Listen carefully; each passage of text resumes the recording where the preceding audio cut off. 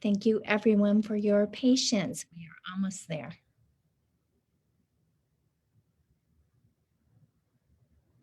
We are live on Facebook. All right, wonderful. Thank you so much, Tamara, and welcome to everyone, and welcome to our Phase 5 grant orientation.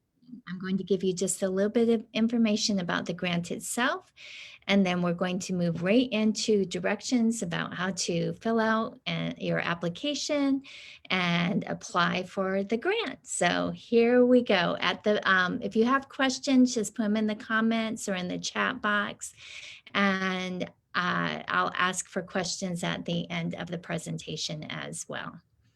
So just a little bit of information. We have the Corona Response and Relief Supplemental Appropriations, which we lovingly call CRSA, 120 million plus has been released into Florida, which will be divvied up amongst almost 2,000 providers spread across the state. The allocations do vary, so they range from $3,000 up to $19,500. And for privately owned providers, those amounts are based on your capacity. So whatever for your center capacity or your family child care home capacity. And for public providers, which are our charter schools and our school districts, the allocations are based on the actual number of children who were served during the 2021 school year. So this is how it all breaks out. I'm going to leave it up for just a quick second so you can find yourself, find what your capacity is for your particular site and how much you can expect to receive should you be eligible for funds. And we will be going over the eligibility in just a moment, but this is what it looks like. And as a reminder, we are recording this session. And so a recording will be made available to you later. If you want to go back and slow down and pause on any of the screens, you would be able to do that. So this is the eligibility. If you are any provider, any licensed provider in the state of Florida, but for today's session, this is ELC of Pinellas talking to our Pinellas providers. You must be an early learning or childcare provider who was open and operational on April 1st of 2021. You must be providing on-site early learning childcare services. And there are some exceptions to like the closing dates. If you happen to be closed due to COVID, then there will be some exceptions to that eligibility requirement. There is a requirement for those of you who have staff that some portion of the funds you receive must be used towards staff salaries or staff benefits. You also must not be receiving Head Start CARES funding, which is actually coming from the same place. So if you're receiving Head Start CARES funding, you will still be getting CRSA funds, but just through a different avenue. And you must complete the Phase 5 grant application, which does include a detailed list of your plan for how you will spend the money that you get. And we'll go over that in more detail in an upcoming slide. So that last slide applied to all providers. If you are a non-contracted provider, meaning you are licensed in Pinellas County, but you do not have a school readiness provider or readiness contract, you must also meet this extra criteria. So all school readiness providers must already update their profile and have a current profile on hand for the 21-22 year. If you are non-contracted, you will need to update your profile as well. You also must not have received any Class 1 DCF violations since July 1st of 2019. You must not have had a contract that was terminated for cause by the coalition within the past 5 years, and you must not be under investigation or convicted of child care fraud.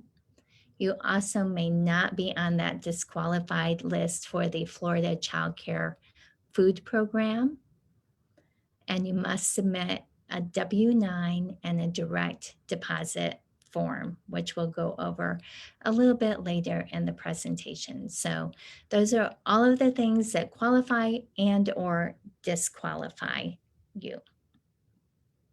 So for those of you who have to update your profiles, we do have online the lovely and talented Miss Tina Fetzer, who is going to take you through the process of how you update your profile if you have not already. So Tina, go ahead and unmute and just let me know when you need me to change slides, and I will do that for you. Okay, thank you, Angela. Yeah, so every year in January, providers are asked to update their profile for the next contract year. So we have been since January asking providers to update their profile and create their 21-22 profile, because we cannot initiate your 21-22 contract without that profile being in place. Providers who already have a profile, those who are already contracted for school readiness or voluntary pre-kindergarten, your profile's already in there, and there is an easy way to transfer your information from this year's profile to next year's profile. And the instructions for that process start on page 52 of your provider profile guide, user guide. Next, Angela. There is always an up-to-date copy of that provider profile guide on your dashboard. And I'm going to show you where that is in just a minute. However, if you want, you can go to our website and we have a copy of the most up-to-date user guide also on our website on the providers tab in the resources section. Next, Angela. So this is a screenshot of what a provider profile dashboard looks like. If you'll notice in the bottom right-hand corner, you'll see the red arrow in that frequently used links box. That is your link to the most up-to-date user guide. The user guide is wonderful because it provides step-by-step instructions with screenshots of what your screen should look like for all the processes that are available to you in your portal account. So it's a really handy document to have. So once the system switches over and you're able to update your information, when you go to your provider profile page, if you pick the profile page, Angela, do you have your little cursor? Can you point to the second little tab inside the orange box to the left there? Yes, that is your profile tab. When you click on your profile tab, then you will see at the top there where it says 2018-2019 program year and then create, the create button. That create button is your button that creates your provider profile for the following year. And it will migrate all the information that you don't want to type a second time.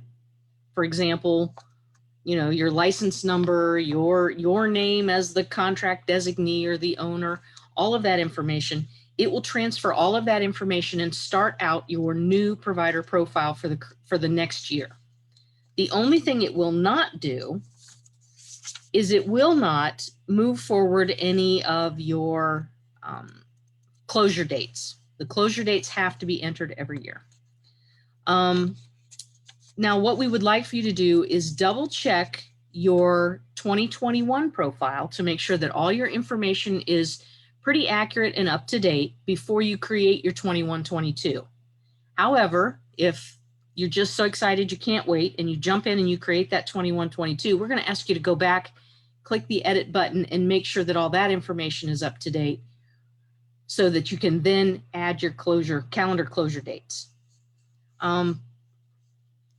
If you are not currently contracted and you do not have a provider profile in the system, we're going to direct you to contact our child care resource and referral staff to help guide you through that process. We're going to have their contact information on a slide for you here in just a little bit. So now, if you've already done your 21-22 profile, thank you. We appreciate that because we are trying to initiate contracts right now. We can't do it without those profiles. But if you're not sure, if you want to go in and look and see that you have a 21-22 profile, if the status of your profile is showing active, you're fine. Don't do anything. If the status says submitted or in coalition reviewing, don't do anything. You're fine. It means that you've submitted it. We haven't gotten to it yet. Or if it's in coalition reviewing, that means we're currently looking at it. So you don't have to worry. We'll get back to you on those. However, if your profile is in a rejected status, your 21-22 profile is in a rejected status, that means we sent it back to you because it's missing something or we need something from you. If it's in an incomplete status, that means there's a section that's not quite done. So please check your profile. And the only way you need to do anything is if you see rejected or incomplete status, or you haven't created a 21-22 profile yet. And I'll be available to answer questions when we get to that point. All right, Angela, next one. So like we said, you're going to go to your provider profile page. You're going to initiate your new one. And we want you to double check. Now, those of you who are going to plan on contracting for school readiness or VPK for next year need to make sure that you're uploading all the necessary documents that the system requires. So those will, if we don't have all of those, that will show that your provider profile's in an incomplete status. So make sure, first of all, that you've uploaded all of your documents.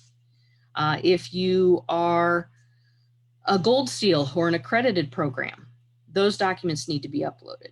Your most recent child care license must be uploaded. If you are school readiness contracted, your private child care rates need to be uploaded.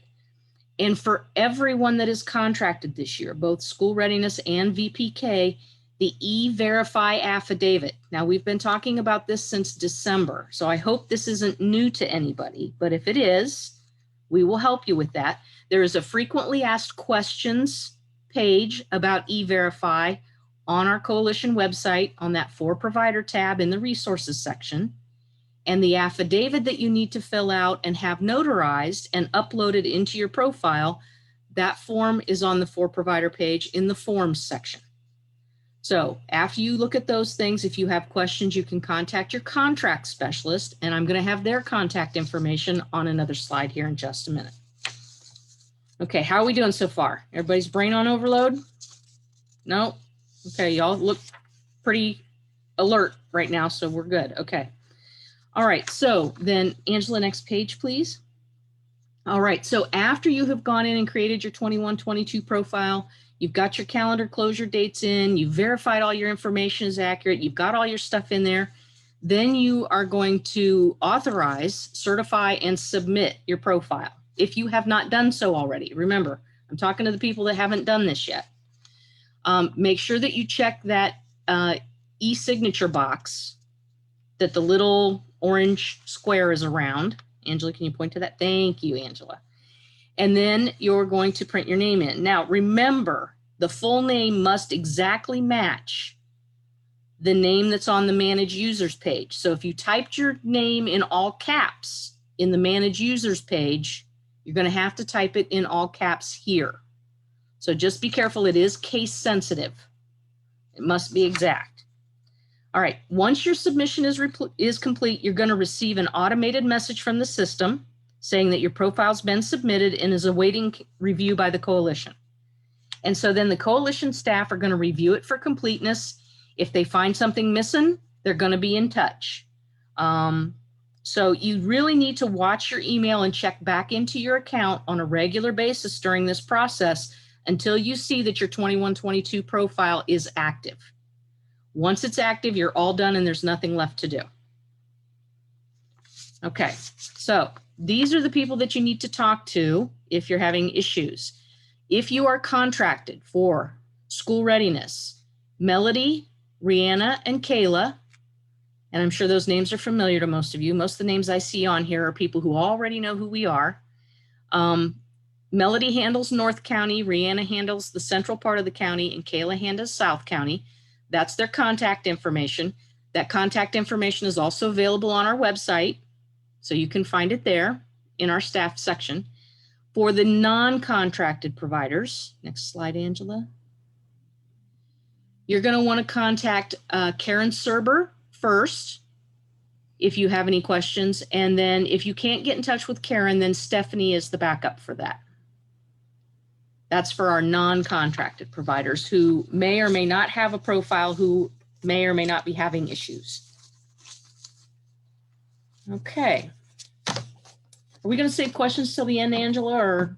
Well, let's go ahead. If you have a question about your profile, go ahead and ask now.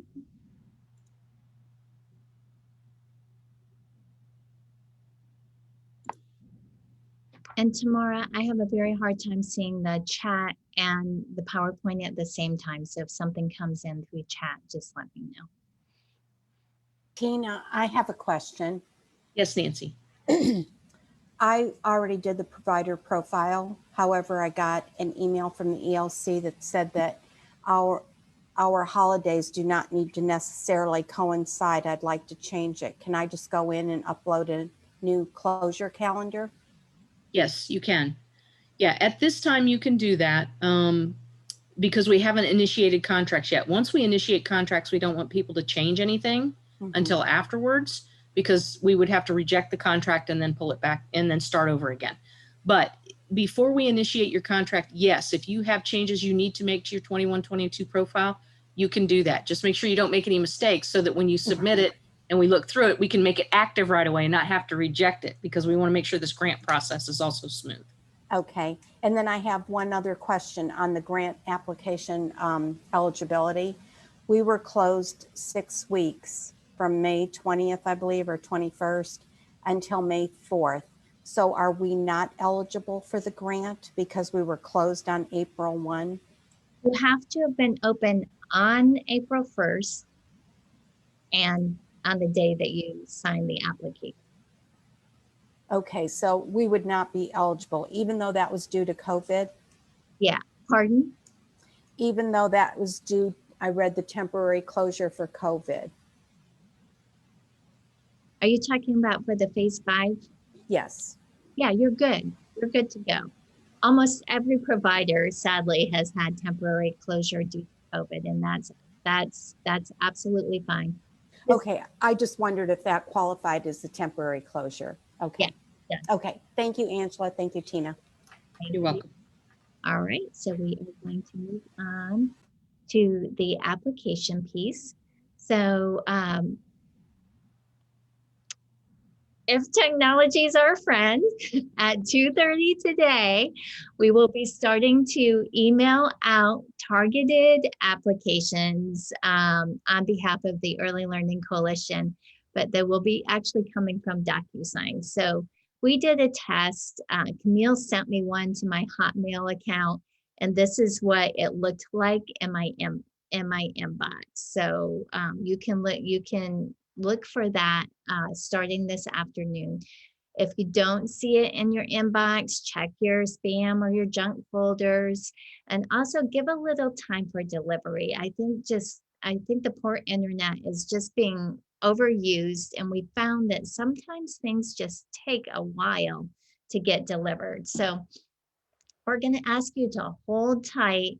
And if on Monday morning at 9 a.m. you still can't find your application, send us an email to this grants@elcpinellas.org and just let us know, and we'll get you taken care of. The links that we're sending you are specifically for you. So please do not share your email with other people. It'll just mess up their process. Just if you have a friend that can't find it, tell them email grants@elcpinellas.org and your friends at the ELC will take care of you. So when you do get the application, I'm going to go over some screenshots with you, but it's just really important that you complete it in its entirety. Don't leave out any information. The coalition staff will have to, on the back end, we have to review every application and verify accuracy. So just take your time, make sure you put everything in right, and that's going to make sure that everything gets processed very smoothly. At the end of your application, there's a finish button. And so you have to make sure you press that button because if you don't, it's not going to show up as complete. You're going to get shoved over in this awful incomplete section that doesn't get taken care of right away. You will get a verification email sent from your DocuSign, or you can create an account. And it should ask you straight away when you open up and start the process if you want to create an account. I highly suggest you take just a minute and create that account. I'm going to show you a screenshot at the end. I created an account and it was so easy at the end to get like a stamped copy of my application that proved that I had it, that I submitted it. If you are missing something, you will get an alert from DocuSign that says like, hey, reminder, you have an application that's incomplete, and it will keep reminding you, but just make sure that, again, you're double checking your inbox and your spam box. We are asking that you send your application in by Friday, May 28th. We think that's a pretty reasonable deadline, and that's going to allow us to get you your money pretty quickly afterwards. So when you get that email, this is what it's going to look like. This is what it looked like in my inbox in the little, subject area. And when I opened the email, it looked like this. The body of the email looked like this. So first thing you have to do is click on the review document button. And when you do that, it's going to bring you to this page. And there are two things you have to do in order. First thing, it will not let you do anything until you say that you agree to use electronic records and signatures. So click on this button first, and then click on continue. Once you've done that, it will take you to this next page, and you must click on start. So after you click on start, it's going to open your application up for you to start filling. So with my Angela's Angels Child Care Center, this is what it would look like. I'm going to put in my legal name of my site. If you're a family child care home provider and the legal name of your site is your name, your first and last name, just put your first and last name on there, whatever the legal name is. Then your full address, telephone number, your license number. I believe actually that this email address might be pre-populated for you, but if it's not, make sure that you put that in. And then you're going to check all that apply. So what kind of a provider you are you licensed, license exempt, or a public, non-public school, or a licensed registered home. So just click on whichever one applies to you, and then you must check all forms of funding that you receive. So Angela's Angels receives VPK funding, and we also receive campus funding, which is funding through university for students. And we also have a school readiness contract. So I clicked on all of those, and then I filled in my information, the number of children that I'm licensed for, and the number of children I actually have enrolled. So after I have completed all of that, I will go on to section number 2. And this is something that all providers must complete. So it's going to ask, were you operational on April 1st? I was. Have you submitted an expenditure plan? Well, you haven't quite gotten there yet, but you're going to. So just say yes. um, and have you or will you receive Head Start CIRSA funding? And for Angela's Angels, we did not. So I just checked all that applied for my site. And then I go on to the next section. So the next section says it's clearly marked non-contracted providers only. If you are a contracted provider, remember we said you were getting a targeted application. You can try all day long, but you will not be able to click on any of these check marks. We have to keep the application in its original format, so we couldn't take that out for you, but you can just simply skip this section. Just keep scrolling down on the application. However, if you are a non-contracted provider, you must answer every question on here. So most of them are pretty forthright. They match that slide earlier when I talked about eligibility and ineligibility. But there is a question down here that asks if you have submitted a W-9 and direct deposit forms for payment previously. So several of our non-contracted providers have filled out Phase 3, Phase 4 for other grants that we've had. You've already submitted a W-9 and direct deposit form for us. If you already did that, then you're simply going to click on yes, and you're going to tell us when you submitted that. If you have not previously submitted those forms, or if what you previously submitted the information has changed, there's actually a place here for you to upload those documents. We will be that email that I said that will come out a little bit later on with a copy of this recording. We'll have a copy, an electronic copy of the W-9 and direct deposit forms for you in case you don't have a copy for yourself. So again, just answer all of these questions, and if you need to, click on this button to upload your direct deposit form and W-9.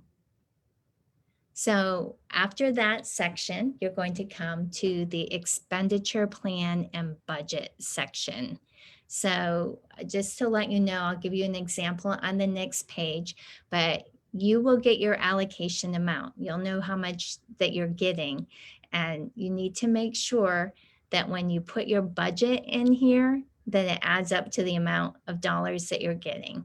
This box up here is really just a written version of your budget. So just think of your budget in sentence form, and that's what it's going to look like.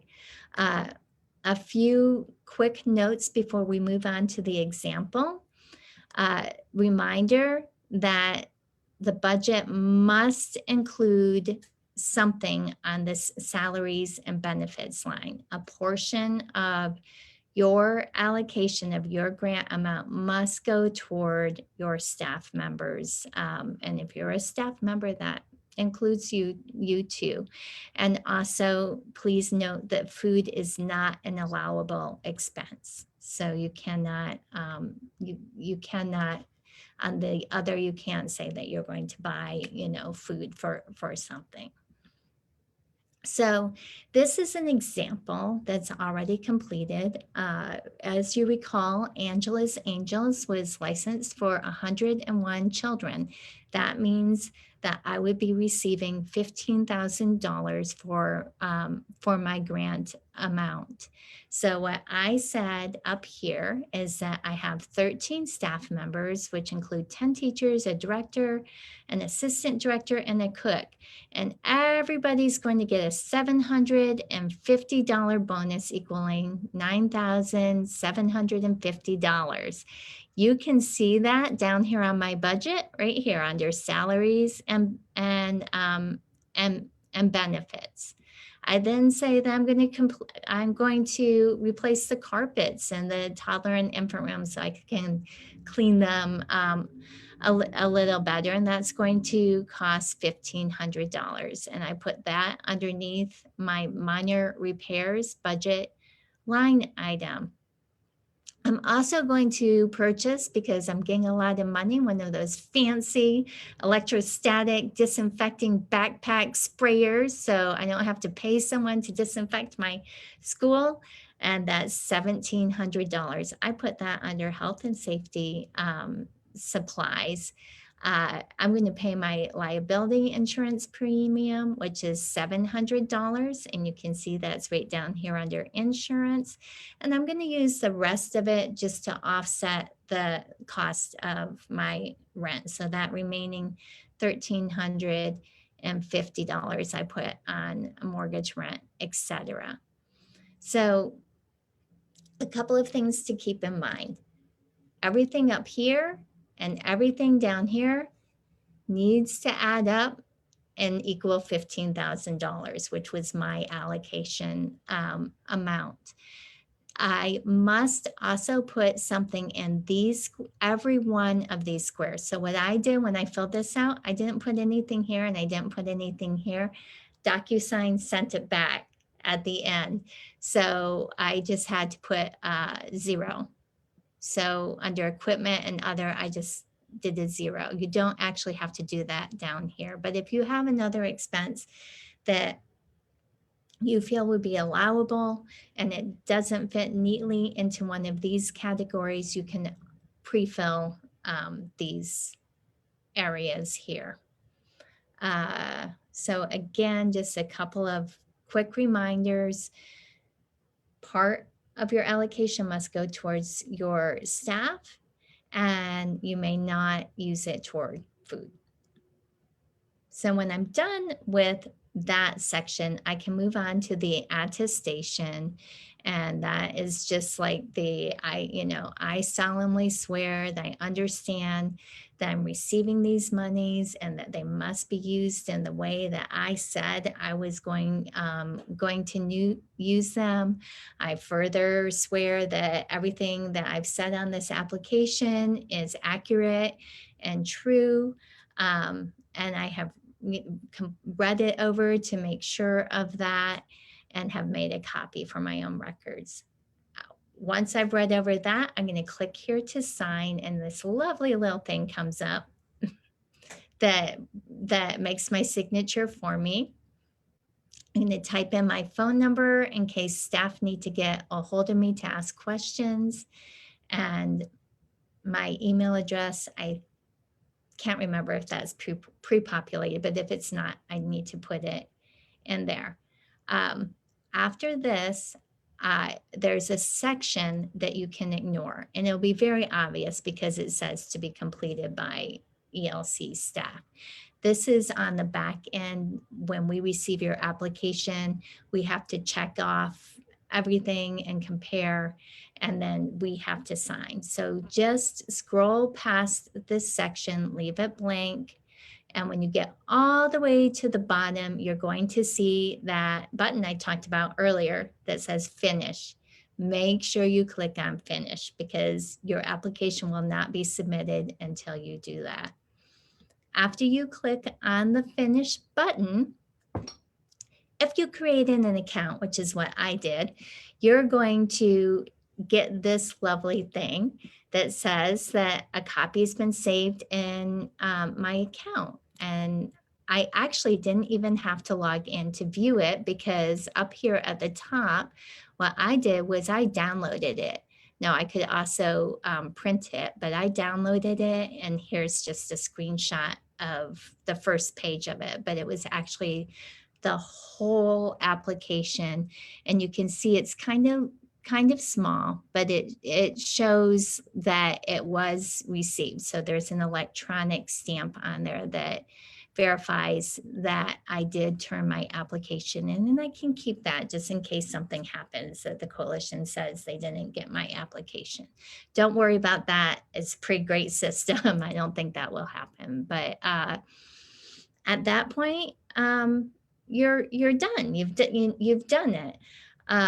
Again, going back there, it doesn't say really on the application except for one part where you check off about your provider profile, but don't fill out the application until you've taken care of that profile if you haven't done that already. So a couple of questions that we anticipate. What if you can't find the grant email? First thing you're going to do is check your junk and spam. Then you're going to give it a little bit of time for delivery. And if for some reason you haven't received it by 9 a.m. on Monday, you're going to send an email to grants@elcpinellas.org. And in your email, you're going to tell us what you need. You're going to give us the name of your center or family child care home. Make sure it's the correct email address, your full name, and a phone number. So where can you find a copy of the recording? Well, we are going to email the copy out a little bit later. And you will also be able to log into Facebook because this is streamed on Facebook. So you can review it directly from Facebook. And if either of those don't work, you can email grants@elcpinellas to request a copy. Ask any questions that you have. And when are the applications due? They're due by close of business Friday, May 28th. So before I go further, when you're writing an email to grants@elcpinellas, I want you to see who you're writing to. And I did see Miss Maureen. I saw you on here earlier. Could you unmute and just say hi to everybody? Maureen just. Hi, everybody. I'm waiting for your emails, but be patient. I don't know how many I'm going to get, but I will get back to you as soon as I possibly can. So Maureen is just so lovely and very productive. But as you can probably imagine, we're talking about probably close to 800 applicants that we're looking at. So just be very, very patient with her. And I know she will respond, but it might take just, it might just take a minute. So that actually concludes the presentation, but what I'm going to do is I'm going to stop my share and just open it up for anybody who might have questions. Angela, we do have questions in the chat. Okay. Can I So, ask you a question, Angela? This is Courtney Chance. oh, hi. I'm a family child care home. Mhm. The area of salary, would I be able to submit to my, in mind of my sub who assists me in some situations that would be considered part of salary? Absolutely. And again, it could be a bonus, salary's kind of hard to sustain. So you could write in your plan that you're just going to give yourself, because you're the full-time worker, and your sub a bonus. And in mine, I gave everybody the same, but you could, because you're full-time and she's part-time, you could give yourself a bigger bonus. We have a few questions in the chat. Would you like me to read it? Sure. One of the questions is, does this mean the applications are to be returned electronically? Yes. Yes. Another question was regarding W-9s. If they have one in the system, do they need to submit it again? They do not. So there will be a place on the application in the non-contracted provider part, and you're just going to click yes on that question that says, I've already submitted it, and just give us the date that you submitted it before. You don't have to resubmit if you've already done that. Well, another question is, will we have to submit proof that we spend the money in the way that they have listed in the application? You do not have to submit proof. However, just know that it's a legally binding document, and you did sign off on that attestation that says you will spend it in the correct way. So I don't anticipate that they will be conducting an audit, but in case they do, I would just make sure you have all of your ducks in a row. So I have two questions regarding opening. The first one is, their center is always closed for the month of June and July. Is that center still eligible for the grant? As long as you were open on April 1st and are open on the day that you submit your application. So the following one is, if they're not open in April, do they still say yes for the first question?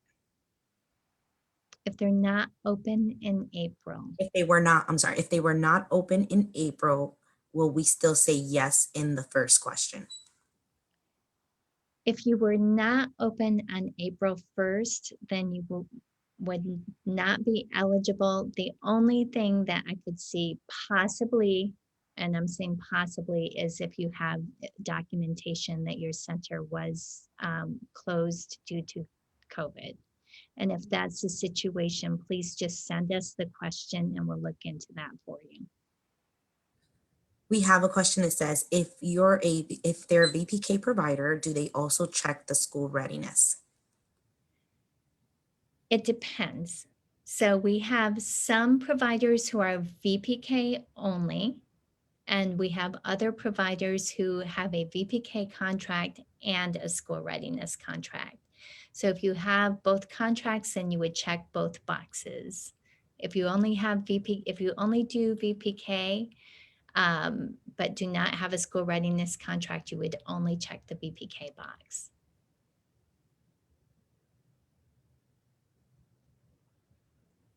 I think the last question, I'm looking for it.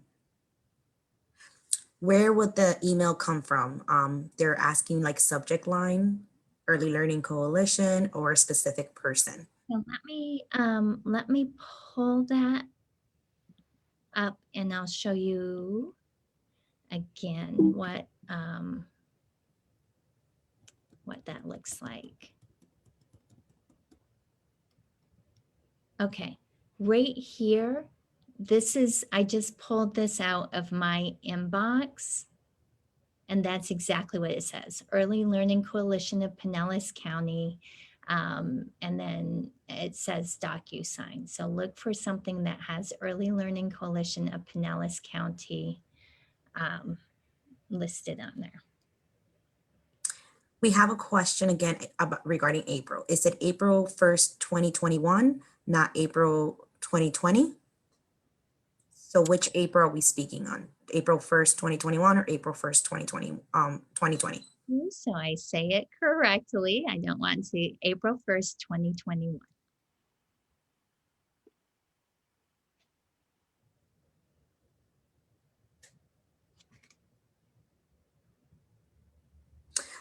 Last question. So home providers must fill out their profile first before completing the application? Everybody. Yes, if you have not done so already, we have providers who are contracted with us who have completed their updated profile. But if you have not yet done that, whether you're contracted with us or not, update that profile before you fill out the application. Last question. Is there a time frame to use the money? I have not read anything to that effect in the guidance. I'm going to ask Maureen if you remember seeing anything. I don't remember seeing anything. I don't remember reading anything about a timeline, no. How long does the money, how long will it take before they see the actual money process-wise? That's a really good question. We will be, so we have our deadline of May the 28th, which is the Friday before Memorial Day. We will send up to our finance department on that following Tuesday, the list of everyone who has submitted and is ready to go.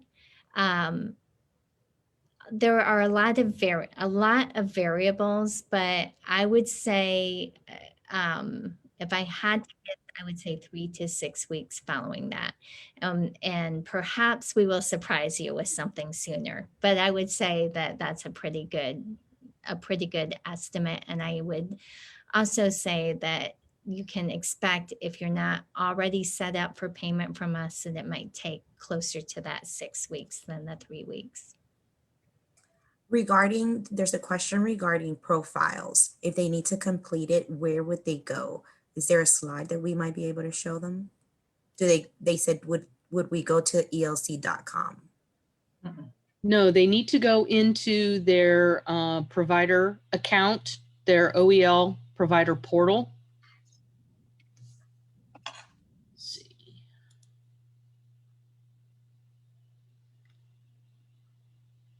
So you remember looking at your dashboard, you know where you go in to communicate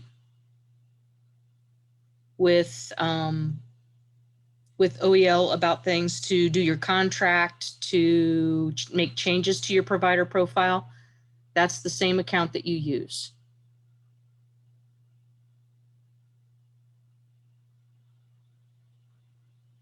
And I'm going to forward, so if you're a contracted provider and you have questions about that, these are the contact numbers.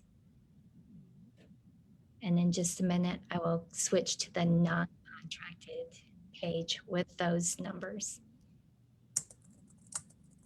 Any other questions? Angela, I just received a phone call from another provider who asked me, I guess she's on the Facebook page, clarify again what you're talking about for COVID. Is that where we have a case of COVID comes through, or we've had to shut down due to contact and we've told somebody and we've reported it and we've done the whole thing? Right, yeah. So as long as you were open and operating on April 1st, you're fine. You don't even have to worry, and you're open and operating on the day you put the application in, you're good. And what I was saying is that if for, an unfortunate circumstance that you might have been closed on April 1st due to COVID, then reach out to us and we can look at that. Angela, I have a question from a provider who is a non-contracted provider and has never used our system. Where would she go to start to create her profile, her provider profile? Okay, so on the screen right now, you will see Karen Serber's email address and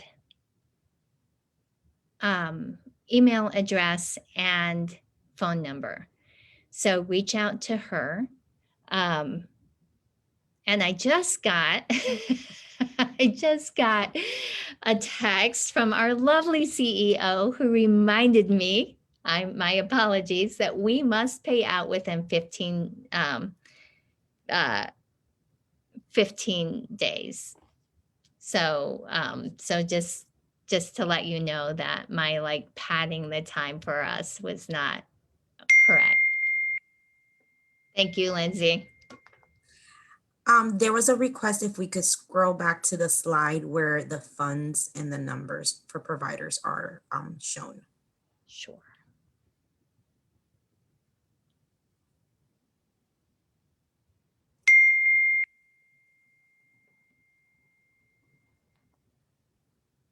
At this time, those are all the questions, and I do not see anything on Facebook as well for questions.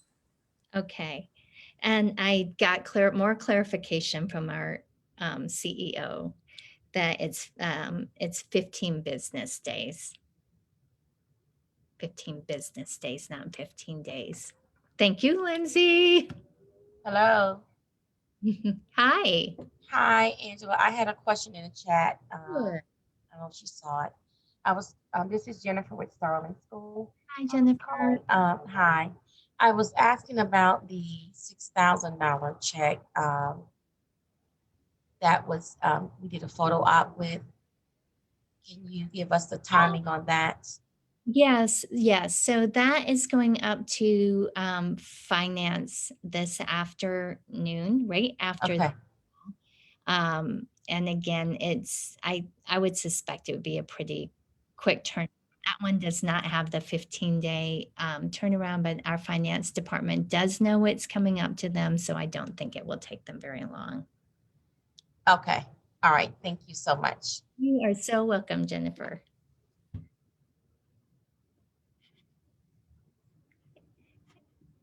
Anyone else? I'm gonna stop my share so we can.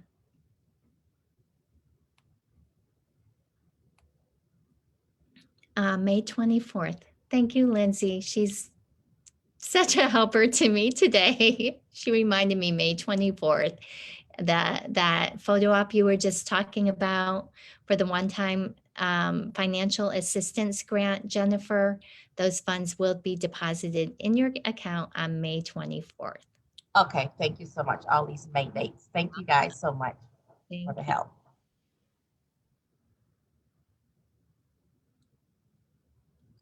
Okay.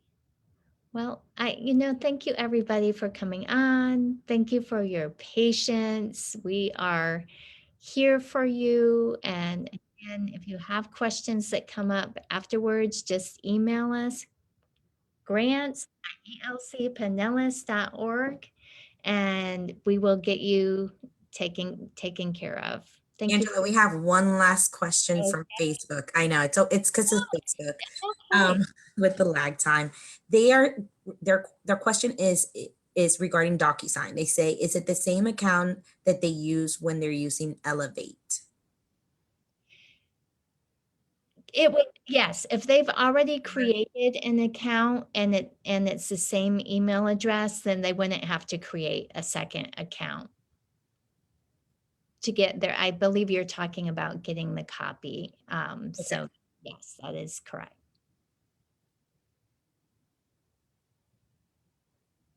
All right, well, I'll hang out for a few minutes, but everybody, you're welcome to go back to your day. It's great to see all these faces, Connie. I love your smile. Thank you, thank you. And thank you so much for all you do for us. Thank you so much.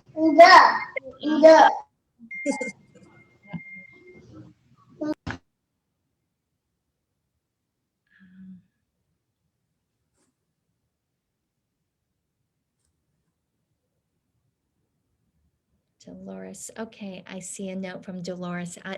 Dolores, if you're still on, I'll follow up with you.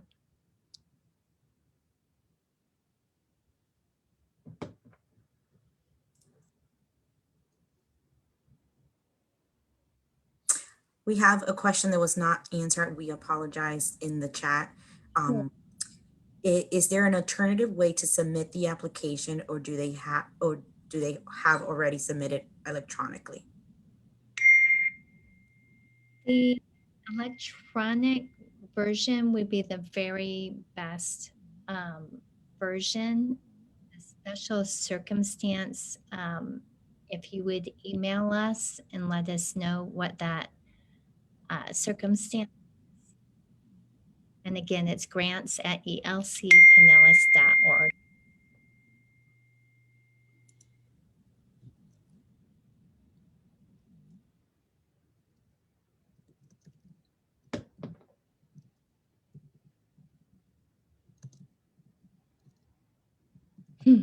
Jackie, we can't hear you.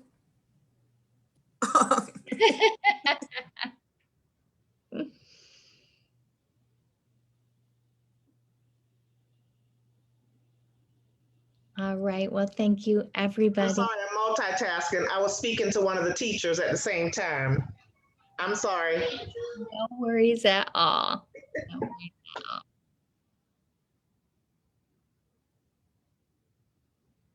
All right. I think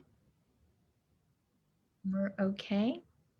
I don't see nothing on Facebook and no questions in the chat at this time. Okay, well, if you don't mind, then go ahead and end the meeting for us, and we'll see you guys soon. Thank you.